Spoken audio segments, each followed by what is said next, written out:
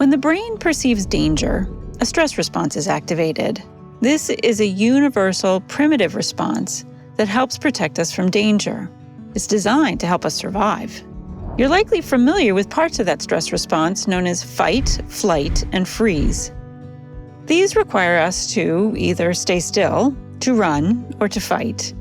And for humans, especially children, we're actually not very good at those things, especially compared to animals with claws or sharp teeth.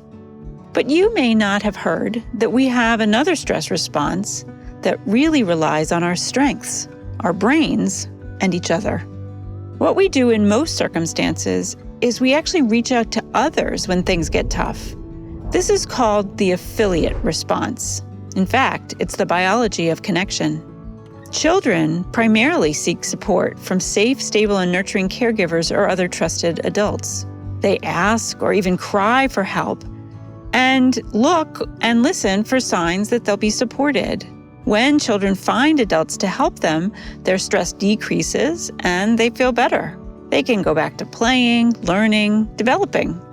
But for children and adolescents, when those supportive relationships are not available, or if those are the relationships and the people that cause them danger in the first place due to abuse or neglect, they have to quickly shift to fight, flight, or freeze to protect themselves from that threat.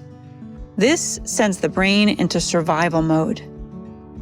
Think back to a time when you were under stress. Imagine that if when you looked around to get help from other people you trusted, you couldn't find help. Imagine if every day you couldn't find that help. That would make dealing with stress every day really challenging.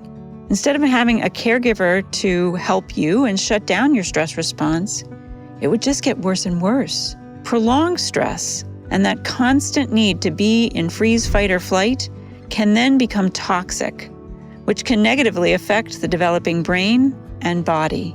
This is why it is so important to promote safe, stable, and nurturing relationships for children and families and support caregivers to engage in that affiliate response. We can support families by identifying and reducing stressors that make parenting more challenging. Supporting the affiliate response in times of stress can help children build resilience and recover from trauma. And ultimately, this is trauma-informed care and relational health care, focusing on building the foundational relationships in a child's life, supporting the context in which there can be recovery from trauma, and the restoration of resilience. For more information about how trauma can impact health and what you can do about it, visit www.aap.org/TIC.